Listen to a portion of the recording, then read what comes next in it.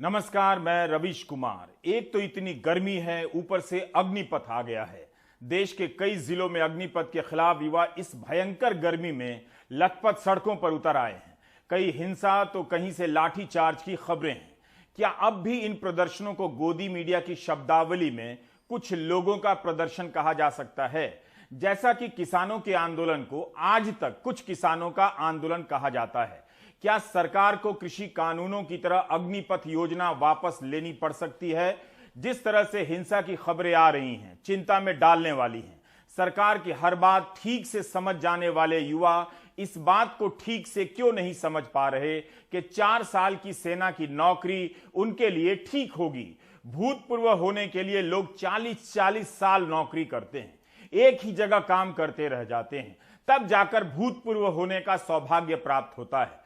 अग्निपथ में फायदा है कि आप केवल 4 साल में भूतपूर्व नहीं होंगे, बल्कि उसके बाद हो सकता है जीवन में कई बार भूतपूर्व होने का सुख मिले। युवाओं के लिए इतना सब कुछ ठीक से सोचा गया, तब भी युवा प्रदर्शन कर रहे हैं, यह ठीक नहीं लगता। बिहार के नवादा में नौजवानों ने बीजेपी के दफ्तर में ही आग लगा दी। अगर यही हिंसा उन लोगों ने की होती, कोट अनकोट उन लोगों ने, तो अब तक उनके घरों पर बुलडोजर चल चुका होता। क्या बीजेपी के दफ्तर को जलाने वाले नौजवान इस बात से बेखबर हैं, इतने आक्रोश में हैं कि बिना हिंसा के प्रदर्शन नहीं कर सकते? नवादा से बीजेपी की विधायक अरुणा देवी की इस गाड़ी को देखिए।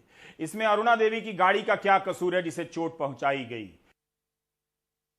हम लोग अचानक आए, उसके बाद झंडा बोर्ड नोच के फेंक दिया और ईंटा पत्थर बरसाने लगा पूरा।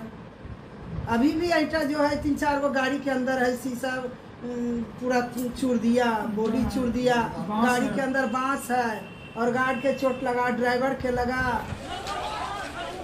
यही नहीं, कैमूर में भी रेलगाड़ी में आग लगाई गई, भभुआ में भी इंटरसिटी एक्सप्रेस जला दी गई, छपरा में भी नौजवानों ने रेलगाड़ी में आग लगा दी। यहां पर भीड़ ने बीजेपी के विधायक के घर पर भी हमला किया।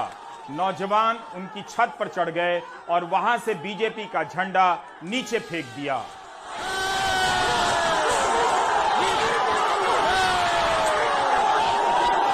शाम तक से कुछ लोग प्रशासन में लोग 200 से ज्यादा लोग रहेंगे। उसमें कांग्रेस समर्थक झंडा लिए और आरजेडी समर्थक झंडा लिए हुए आ रहे थे। हमारे आवास पर हमारा नाम लिखा हुआ है, विधायक छपरा लिखा हुआ है। उनको गुस्सा आया होगा और उन्होंने तोड़ फोड़ की प्रक्रिया शुरू की। सूर्या ट्रेन में आग लग गया है। गोपालगंज में भी ट्रेन फूंक दी गई। आंदोलनकारियों ने गोरखपुर पाटलिपुत्र एक्सप्रेस ट्रेन को सिधवलिया रेलवे स्टेशन पर रोककर आग लगा दी। गनीमत है कि ऐसा करने वालों को मीडिया ने उपद्रवी और बलवाई दंगाई नहीं लिखा है। ट्विटर पर कोई दंगाई लिखने की जल्दी में नहीं लग रहा, ताकि बैलेंस बन जाए। जिस तरह से उन लोगों के समय कोट अनकोट उन लोगों के समय लिखा जाने लगा था, क्या ट्रेन जलाकर युवाओं को लगता है कि आक्रोश का यही सही तरीका है? क्या वे भूल गए कि 2-4 दिन पहले तक इस बुलडोजर का वे स्वागत कर रहे थे कि पत्थरबाजों पर यही कार्रवाई होनी चाहिए, जबकि आरोप अभी तक साबित नहीं हुआ।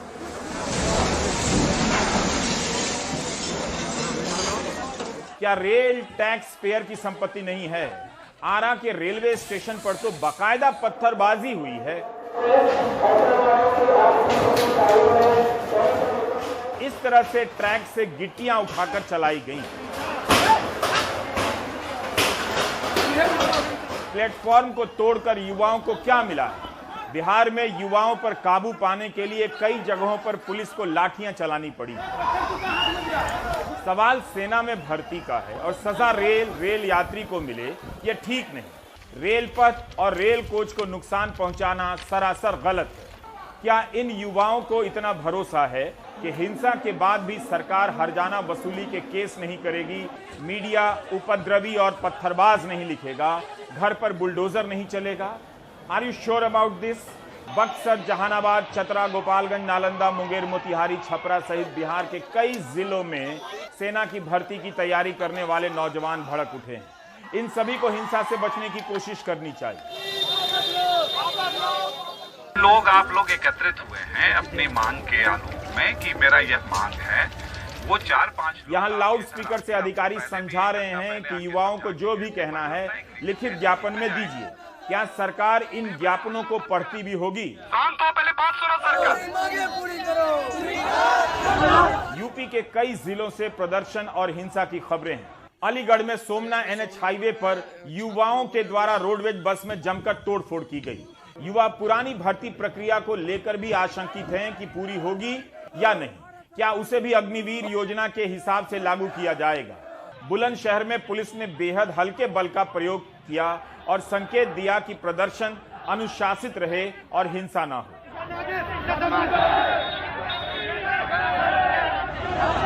इसके अलावा आगरा, उन्नाव, फिरोजाबाद सहित कई जिलों में अग्निपथ योजना के खिलाफ प्रदर्शन हुए हैं।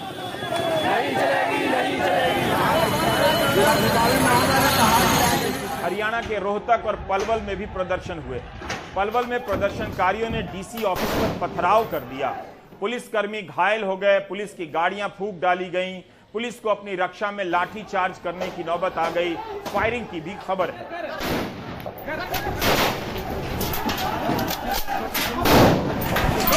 हरियाणा के रेवाड़ी में इस तरह से लाठी चार्ज हुआ। युवाओं को भेड़ बकरियों की तरह हाँकने वाला वर्दी में नहीं दिखा। कौन है जो वर्दी में नहीं है और इतनी जोर से मार रहा है? वैसे रेवाड़ी में वर्दी में भी पुलिस युवाओं को दौड़ाती नजर आई। इसे देखकर सितंबर 2013 में रेवाड़ी की वो रैली याद आ गई जिसमें प्रधानमंत्री ने कहा था बचपन में वे सेना में जाना चाहते थे। बचपन के उनके सपनों को ये नौजवान पूरा करना चाहते हैं, लेकिन पुलिस इस तरह से लाठियों से मार रही है। इसके अलावा जम्मू, राजस्थान के सीकर में भी प्रदर्शन हुए हैं और पंजाब के कई जिलों में भी प्रदर्शन की खबरें हैं। कल या परसों पता चला कि हम लोग का जो सी एग्जाम होने वाला था वो कैंसिल हो गया। तो बताइए सर, हम लोग 1.5 साल से लड़के लोग इंतजार कर रहे थे, अब हम लोग क्या करें? सर 1.5 साल से हम लोग फिजिकल मेडिकल पास करके रखे हुए हैं। यहाँ पर हम लोग डायरेक्ट हम लोग का रिटर्न कैंसिल कर दिया गया। 1.5 साल से हम लोग मेहनत कर रहे हैं सर। सही 1.5 साल से लगे हुए हैं। 3 साल से भर्ती प्रक्रिया बंद है सर, और ऊपर से टीओडी लागू हो गया। लड़का एग्जाम निकाल के बैठा था, माँ बाप जमीन बेच के पैसा दिया पढ़ने के लिए, अब एग्जाम कैंसिल हो गई, ना पैसा है ना खाने के लिए उपाय है, तो क्या करेगा सर? घर में अभी तक घर वाला को नहीं बताया कि एग्जाम कैंसिल हो गया है, क्या करेंगे सर बताइए? ऐसा होगा तो घर वाला भी ऐसे में ये सुसाइड नहीं करेगा तो क्या करेगा? लेकिन सरकार के कहाँ तक जू तक नहीं देखती है सर, कोई कुछ नहीं, कोई सुनवाई नहीं हो रहा हमारा। हम इन प्रदर्शनों को खारिज नहीं कर रहे, लेकिन इस हिंसा का क्या मतलब है? क्या इसलिए कि उन्हें कोई दंगाई नहीं कहेगा, उनके लिए गोदी मीडिया बुलडोजर चलाने की मांग को लेकर बहस नहीं करेगा? आप फर्क देख पा रहे होंगे। कारण भले अलग अलग हैं, गुस्सा एक ही प्रकार का होता है और पत्थर तो एक ही होता है, आगजनी भी एक समान की होती है, मगर एक जगह आंदोलनकारी हैं, एक जगह उपद्रवी, एक दंगाई हैं और एक दंगाई नहीं है। आप इन घटनाओं की केवल सपाट व्याख्या नहीं कर सकते। सवाल तो बनते ही हैं कि पिछले 8 साल में रोजगार को लेकर ऐसे कितने ही प्रदर्शन हुए, लेकिन हवा क्यों हो गए? हमारा सवाल उन युवाओं से है जिनके एक बड़े वर्ग ने जिस तरह से रिटायर्ड अंकिलों के साथ मिलकर व्हाट्सएप ग्रुप और सोशल मीडिया में हर तरह के लोकतांत्रिक प्रदर्शनों के दमन पर आनंद उठाया, उसे सही ठहराया। उन्हें ऐसा किस आधार पर लगता है कि गोदी मीडिया और व्हाट्सएप ग्रुप में रिश्तेदार और रिटायर्ड अंकिल सपोर्ट करेंगे? लोकतांत्रिक आंदोलनों को सपोर्ट करने वाला समाज बचा ही कहां है? वह तो बुलडोजर से घर गिराने का सपोर्ट करने वाला समाज हो गया है। Do you get my point? युवाओं को समझना चाहिए कि हिंसा का रास्ता छोड़ना ही विकल्प है। यह जरा नहीं भयंकर हिंसा, इतनी हिंसा काफी है कि सरकारें इनके प्रदर्शन पर विपक्ष की सुनियोजित साजिश का लेबल चिपका दें। इतनी धूप में प्रदर्शन कर रहे युवाओं के लिए इससे बुरा कुछ नहीं हो सकता। गनीमत है कि ईडी ने राहुल गांधी को उलझा रखा है, वरना गोदी मीडिया अभी तक इसे मोदी सरकार के विरुद्ध कांग्रेस की सुनियोजित साजिश करार दे दिया होता, बल्कि दिया भी जाने लगा है अलग अलग तरीके से। सरकार को सुनाने से पहले ये युवा एक बार व्हाट्सएप ग्रुप में रिटायर्ड अंकिलों और रिश्तेदारों के पोस्ट चेक कर लें। पता चल जाएगा कि उनके इस प्रदर्शन में समाज उनके साथ नहीं है। कीलें बिछा दी गई थी किसान आंदोलन के आगे, तब भी इस लेबल से छुटकारा नहीं मिला कि कि यह कुछ किसानों का आंदोलन है। 1 साल लग गए किसान आंदोलन को अपनी पहचान बनाने में। 700 से अधिक किसानों की अलग अलग कारणों से जान चली गई। जाड़ा, गर्मी, बरसात में कांपते, जलते, भीगते रहे, तब जाकर सरकार ने गंभीरता से लिया और कृषि कानूनों को वापस लिया। प्रदर्शन करने वाले युवा जब YouTube में प्राइम टाइम के इस एपिसोड को बार बार देखेंगे, तब जाकर बात समझ आएगी कि धरना प्रदर्शनों की साख समाप्त हो चुकी है और इसमें उनका भी सहयोग रहा है। इसलिए हर हाल में युवाओं को हिंसा से बचना चाहिए, रेल और रोड जाम से किनारा कर लेना चाहिए। अभी से ही वही सवाल दोहराया जाने लगा है जो किसान आंदोलन के समय कहा जाता था कि किसानों ने कानून को नहीं समझा, और अब कहा जा रहा है कि अग्निपथ योजना आए 2 दिन हुए हैं। युवा इतनी जल्दी कैसे समझ गए? कहीं कोई साजिश तो नहीं? पिछले 2019 में फॉर्म भरा गया था, 20 में इस प्रक्रिया को पूरा किया गया और 21 के अप्रैल में मेडिकल क्लियर हो गया। उसके बाद से डेट पे डेट दिया जा रहा है। हमारा एग्जाम 8 बार डेट निकाल कर पोस्टपोन कर दिया गया है और अभी तक कुछ भी नहीं किया जा रहा है। इसके बारे में ना कोई युवा, नहीं कोई नेता, ना कोई और चिंतित है। इसमें ना तो कोई 6 महीने फौजी बन सकता जी, क्योंकि ट्रेनिंग भी कम से कम 1.5 साल की ट्रेनिंग होती है जी, और लगभग फौजी को पूरा तैयार होने के लिए 4-5 साल तो लगते हैं जी। ठीक है, 4-5 साल में रिटायर कर रहे हैं। रिटायर करने के बाद ना कोई पेंशन दे रहे हैं, ना कुछ दे रहे हैं, और जो उनकी भर्ती की प्रक्रिया वो सेम कर रहे हैं। तो इसमें बच्चों का सब तरीके सब नुकसान हो रहा है। ठीक है, तो एक तरीके से 4 साल की मजदूरी कर दी गई है। तो फौज की नौकरी है जो वो बहुत रिस्क की नौकरी होती है। ठीक है जी, कब कहाँ से गोली लग जाए कोई पता नहीं होता। 1 rank 1 pension, no rank no pension. Agnipath की योजना आने वाले समय में सेना को पेंशन के दबाव से हल्का कर सकती है। लाखों बार युवाओं ने कहा कि सांसदों को सांसदी और विधायकी की भी पेंशन मिलती है, किसी किसी को 2-2 तो किसी किसी को उससे अधिक। अन्याय नहीं, ये घोर अन्याय है। युवा नाराज हैं कि एक झटके में सेना में जवानों की नौकरी 15 साल से घटाकर 4 साल कर दी गई, मगर सांसदों विधायकों की पेंशन जारी है, उसे बोझ नहीं माना जाता। अग्निपथ योजना को लेकर सेना की तैयारी करने वालों के मन में कई सवाल हैं। भाजपा सांसद वरुण गांधी ने अपने ट्विटर पर नाराज युवाओं से कारण पूछे तो जवाब आए हैं। वरुण ने उसे पत्र में बदलकर ट्विटर के माध्यम से सरकार को प्रेषित कर दिया है। रेल पथ और कोलतार पथ पर अग्निपथ का विरोध कर रहे युवाओं का कहना है कि जब 15 साल तक सेना में नौकरी के बाद रिटायर होने पर कॉर्पोरेट जॉब नहीं मिलता, सरकारी नौकरी नहीं मिलती, तब 4 साल वालों को कैसे मिल जाएगी?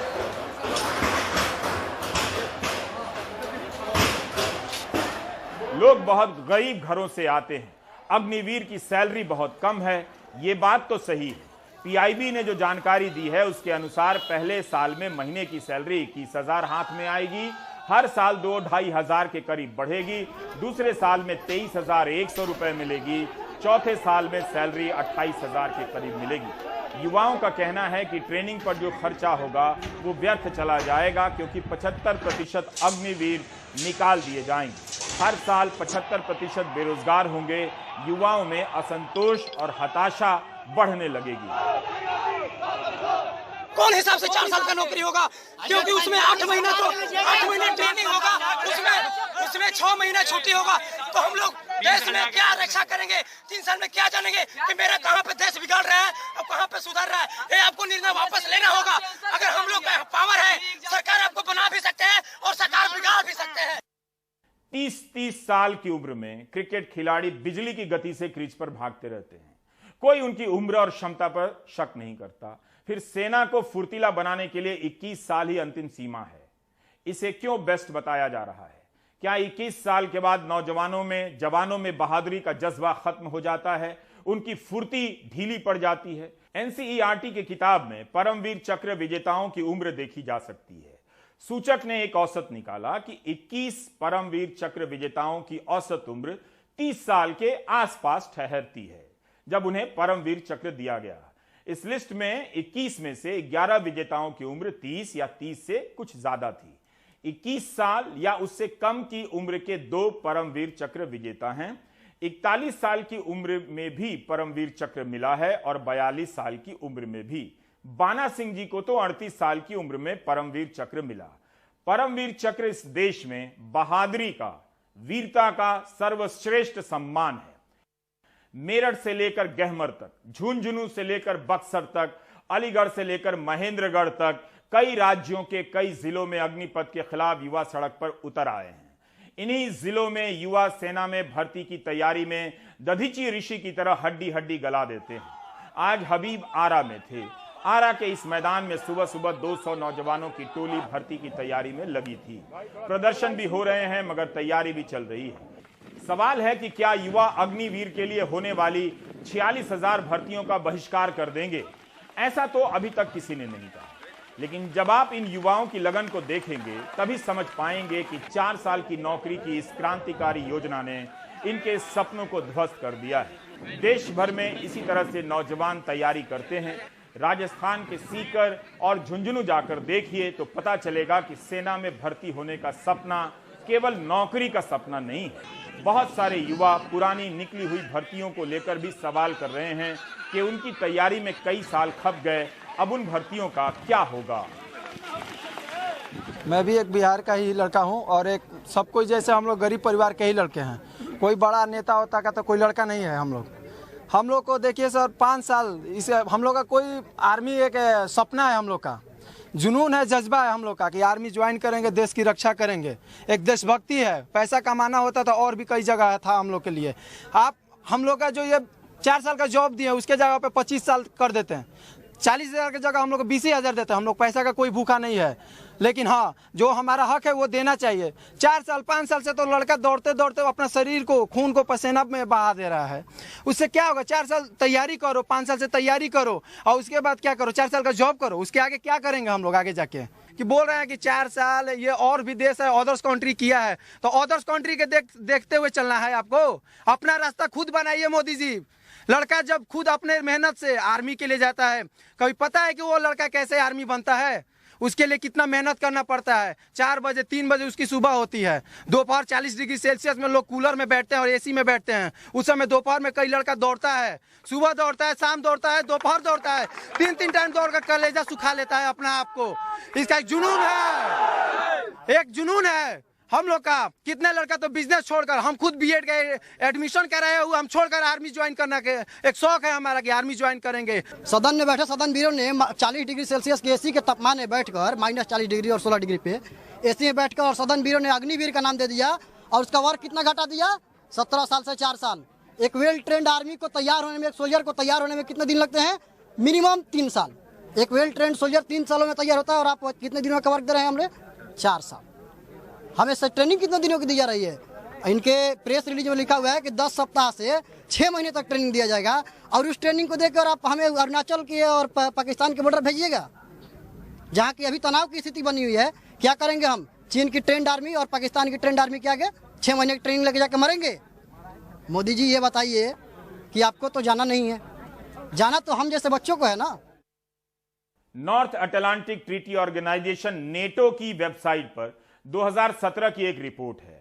इस रिपोर्ट के अनुसार नेटो के 22 सदस्यों की सेना के सभी जवानों की औसत उम्र 38 साल से ज्यादा है।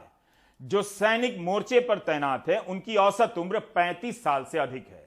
भारत में औसत उम्र 26 साल से कम करने की बात हो रही है। अमेरिकी सेना की इस वेबसाइट पर लिखा है कि सक्रिय सेना के किसी भी ब्रांच में शामिल होने के लिए न्यूनतम 17 साल का होना जरूरी है।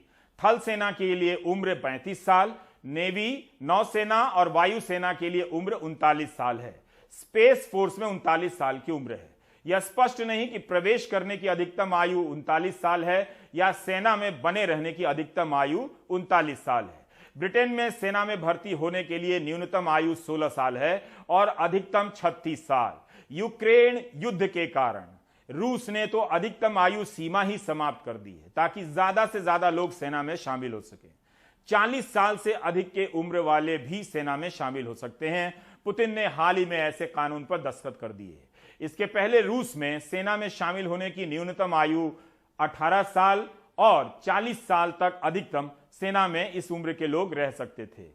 देश के कई राज्यों में भड़के आंदोलन अगर एक तस्वीर है तो दूसरी तस्वीर यह भी है, जिससे पता चलता है कि अग्निपथ योजना को लेकर राजनीतिक नफा नुकसान के प्रति प्रधानमंत्री कितने आश्वस्त हैं। आज प्रधानमंत्री हिमाचल प्रदेश में थे, धर्मशाला में रोड शो कर रहे थे।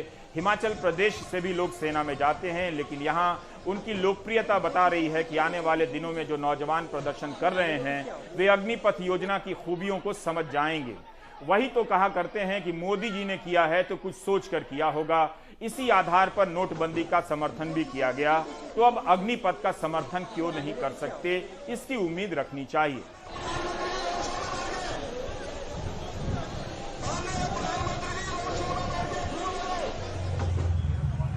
आज रक्षा मंत्री ने हर तरह के मुश्किल इलाकों में चलने वाली गाड़ी चलाई, अपने साथ जवानों को बिठाकर बारामूला से बाड़ा खाना पहुंचे। क्या यह संकेत दिया जा रहा है कि सरकार अग्निपथ पर आगे बढ़ चुकी है, उसे अपनी इस योजना पर बहुत भरोसा है और युवाओं पर भी भरोसा है कि जल्दी ही उनका गुस्सा शांत होगा और वे इस योजना की भर्ती में शामिल होने लगेंगे। बिहार में जदयू ने युवाओं से बात करने की सलाह दी है। भारत सरकार को इस पर लोगों से राय लेनी चाहिए, लोगों के साथ बैठ के बात करनी चाहिए। अपील करेंगे छात्रों से शांति बनाए रखें। हम लोग इस पर कोई कमेंट नहीं करेंगे, क्योंकि भारत सरकार का मामला, हम लोग भी भारत सरकार से मांग कर रहे हैं कि जब विरोध हो रहा है तो उनके यूनियन वगैरह के साथ जो ग्रुप है उनके साथ बैठ करके लोग बात करें। किसान आंदोलन की तरह ही सरकार को कुछ करना होगा, तब सरकार ने तय किया था उस समय कि मंत्री से लेकर सांसद हर जिले में प्रेस कॉन्फ्रेंस करेंगे और कृषि कानूनों के फायदे गिनाएंगे। हालांकि आज ग्वालियर में भी अग्निपथ योजना का विरोध हुआ।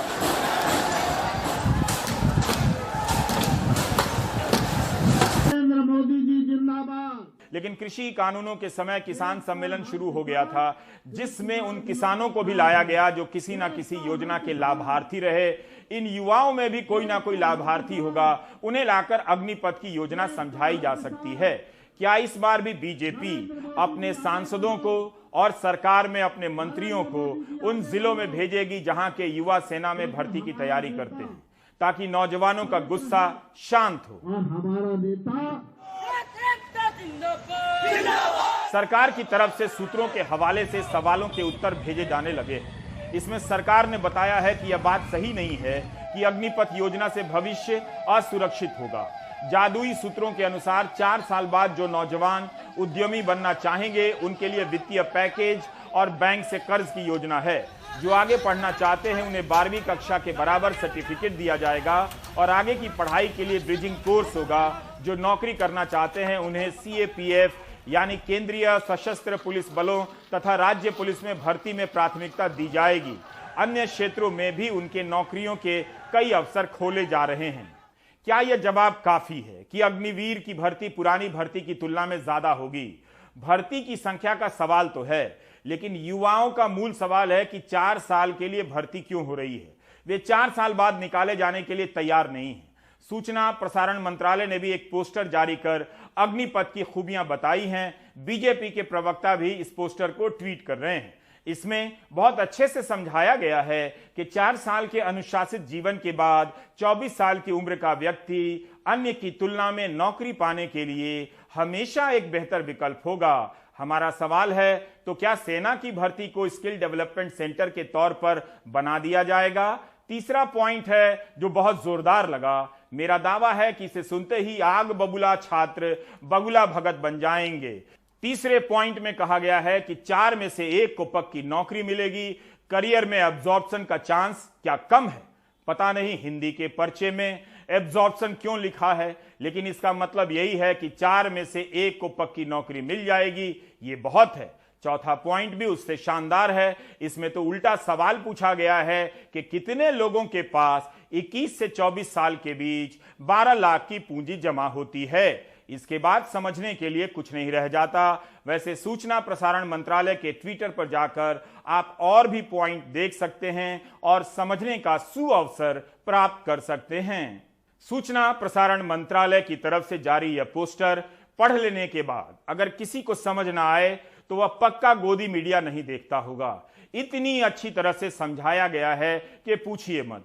एक सवाल तो यह भी है कि आप में से कितने लोग 24 साल की आयु में सेटल हो जाते हैं? दोहरा देता हूं कि आप में से कितने लोग 24 साल की आयु में सेटल हो जाते हैं? यह सवाल क्यों है, समझ नहीं आया। अगर सरकार यह सवाल युवाओं से पूछ रही है तो क्या इसका जवाब यह हो सकता है कि 24 साल की उम्र में अगर कोई सेटल नहीं होता तो क्या आप उसे 4 साल के बाद 24 साल की उम्र में निकाल देंगे?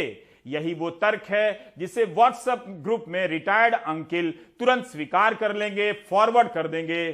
थोड़ा टाइम लगेगा, लेकिन युवा भी फॉरवर्ड मैसेज को पढ़कर मान ही जाएंगे।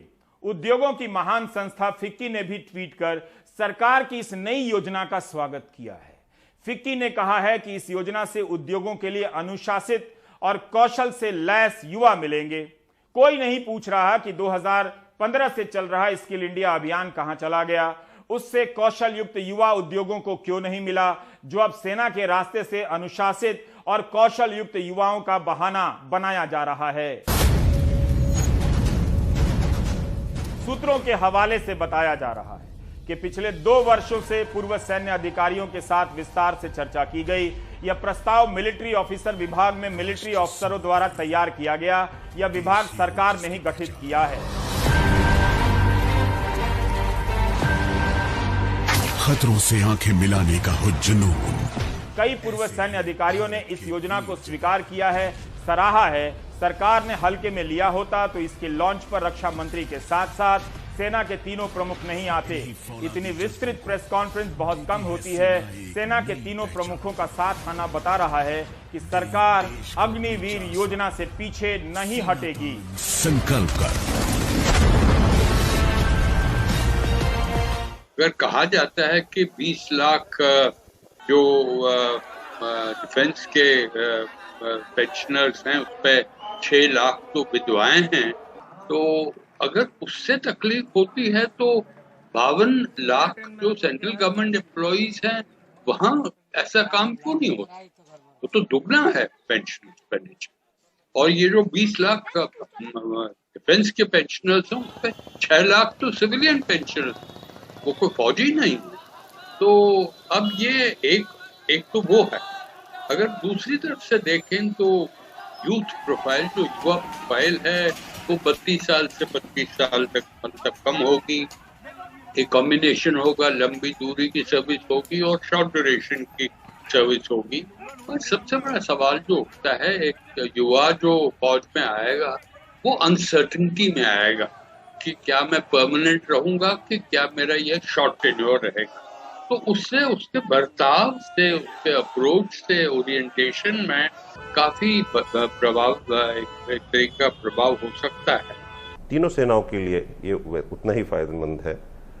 कई बार लोग बोलते हैं वायुसेना में टेक्नोलॉजी की ज़्यादा ज़रूरत है, बट आप देखते हैं कि आज का युवा हम जैसे लोगों से ज़्यादा ही टेक्नोलॉजी से ज़्यादा वो यूज़ करता है। जहाज पे जो काम कर रहा है, पहले खुद मशीन से काम करते थे, आजकल एक आईपैड लेके उसमें इंस्ट्रक्शंस आते हैं। उसको हमने देखा है, जो यंगस्टर्स आते हैं आजकल, वो ज़्यादा जल्दी इसको वो एसिमुलेट कर लेते हैं एंड उनकी एफिशिएंसी इससे ज़्यादा है।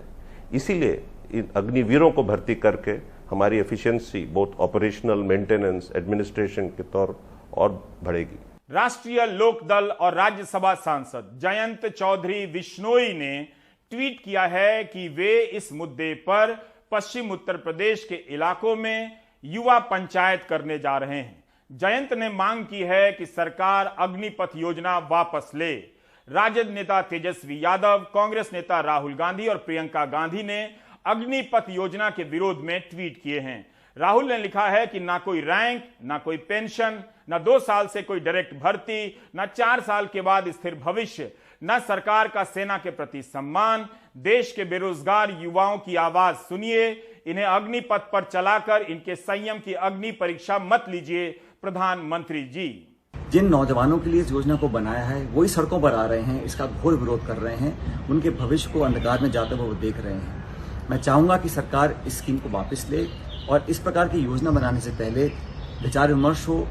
लोग, जो नौजवान हमारे पढ़े लिखे साथी हैं, भाई बहन हैं, उनको रोजगार के अवसर मिलने चाहिए। देश में उद्योग लगे, निवेश हो, अर्थव्यवस्था बेहतर हो, हम सब चाहते हैं। लेकिन इस प्रकार की योजना की जो घोषणा हुई है उसका इतना विरोध हो रहा है पूरे देश में। मैं आग्रह करूंगा केंद्र सरकार से कि इस अग्निपथ योजना को वापस लें, क्योंकि सेना के साथ खिलवाड़ नहीं होना चाहिए और नौजवानों के भविष्य के साथ खिलवाड़ नहीं होना चाहिए। कोई कारगर योजना लेकर आए जो स्थायी रूप से लोगों को रोजगार मिले। क्या विपक्ष एक बार फिर जल्दी कर रहा है? आगे का तो नहीं कहा जा सकता, लेकिन इस वक्त के आक्रोश या प्रदर्शन को नीतियों से नाराजगी तक ही सीमित समझना चाहिए, इससे ज्यादा नहीं। अगर राहुल गांधी चेतावनी देते हैं कि प्रधानमंत्री युवाओं की अग्नि परीक्षा ले रहे हैं, तो याद रखा जाना चाहिए कि अपवाद को छोड़ दें तो जब भी रोजगार का मुद्दा गर्म हुआ है, उसके बाद के चुनाव में बीजेपी को ही युवाओं ने वोट दिया है। अगर अग्नि परीक्षा है तो प्रधानमंत्री मोदी ऐसी कई अग्नि परीक्षाओं में फर्स्ट डिवीजन से पास हुए हैं। जिस वक्त कई जिलों में हिंसा की तस्वीरें आ रही थीं, एक तस्वीर यह भी आ रही थी कि प्रधानमंत्री हिमाचल में रोड शो कर रहे हैं और लोग फूल बरसा रहे हैं। यही नहीं, आज प्रधानमंत्री ने योग को लेकर एक वीडियो लिंक भी शेयर किया है। Bhramara means a black bee. During the exhalation of this pranayam, the sound produced resembles the buzzing of a black bee. इस वीडियो में भ्रामरी प्राणायाम का होना संयोग हो सकता है, लेकिन इसका मतलब शानदार है। मन को शांत करने के लिए भ्रामरी प्राणायाम किया जाता है। इससे मन की उग्रता समाप्त हो जाती है, हताशा और बेचैनी भी निकल जाती है। प्रदर्शन करने वाले युवाओं को भी भ्रामरी प्राणायाम करना चाहिए ताकि मन शांत हो, और मन शांत होगा तो अग्निवीर परीक्षा का फॉर्म भर सकेंगे जो निकलने ही वाला है, और वहां भ्रमण करते नजर आएंगे जहां मंडराते रहे हैं। याद रखिएगा वो हेडलाइन जो छपने वाली है, अग्निपथ योजना की भर्ती निकलते ही लाखों युवा फॉर्म भरेंगे और डंका बज जाएगा, और फिर आज जो भी इसके विरोध में बोल रहे हैं वो ट्रोल होने लगेंगे। सावधान रहिएगा, और 4 साल में रिटायर होने की योजना अच्छी लगती है तो आप भी रिटायर हो जाइएगा, बाकी ब्रेक ले लीजिएगा।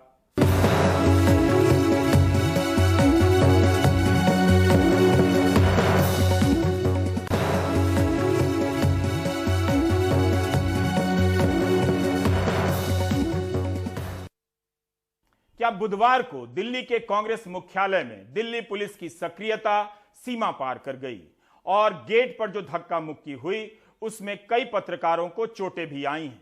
कांग्रेस के नेताओं ने विशेषाधिकार हनन के मामले को लेकर राज्यसभा में शिकायत की है और दिल्ली पुलिस में मामला भी दर्ज कराया है। कांग्रेस मुख्यालय में दिल्ली पुलिस का यूं घुसना। युवा कांग्रेस के अध्यक्ष को पुलिस द्वारा लात मारा जाना। महिला सांसद और कार्यकर्ताओं को सड़क पर घसीटना और दुर्व्यवहार। ये सब वे तस्वीरें हैं जिनके आधार पर कांग्रेस पार्टी ने लिखित शिकायत दर्ज कराई है। कांग्रेस संसदीय दल ने लोकसभा स्पीकर से मुलाकात कर दिल्ली पुलिस के दुर्व्यवहार की शिकायत की। हमारे ऊपर जिस तरीके से अत्याचार और हिंसा हुआ है और होने वाला है, विस्तृत रूप से इसके व्याख्यान हम लोग दिए हैं स्पीकर साहब को। यहाँ के पुलिस वालों ने कल हमारे एमपी के साथ इस तरीके की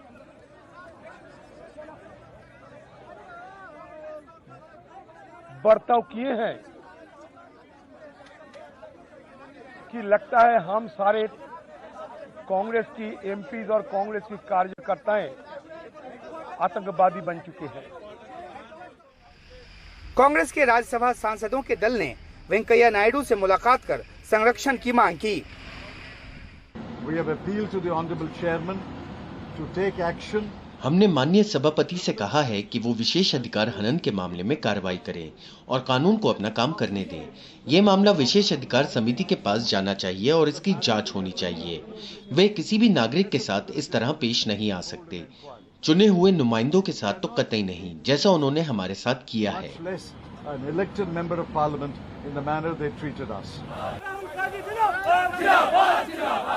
अपने नेताओं के साथ हो रही ज्यादती के विरोध में कांग्रेस पार्टी ने गुरुवार को कई राज्यों के गवर्नर हाउस का घेराव किया। 17 जून को राहुल गांधी की एक बार फिर ईडी के सामने पेशी होनी है। ऐसे में कांग्रेस और दिल्ली पुलिस के बीच खींचतान की आशंका बनी हुई है। नई दिल्ली से उमा शंकर सिंह, NDTV इंडिया। आप देख रहे थे प्राइम टाइम। नमस्कार।